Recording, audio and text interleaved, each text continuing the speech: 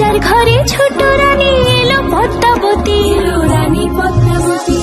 রাজার আরো 6টি রানী, ছিল না সন্তান, পদ্মাবতীর কোলালোতে মিলল সমাধান।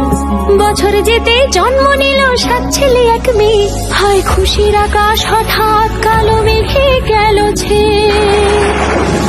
হিংসেতে যায় জ্বলে পুড়ে বাকি 6টি রানী, যুক্তি করে ঘটায় ওরা 7 কুমারের হানি। সুযোগ মতো 7 ছেলেকে মাটিতে দেয় পুঁতে, বাঁচে একা পারুল, ওরা পায় না তাকে ছুতে। ধাইমা বাজায় সেই মেয়েকে বড় করে তোলে, 7 ভাইকে পায় যে পারুল 7টি চাপা ফুলে।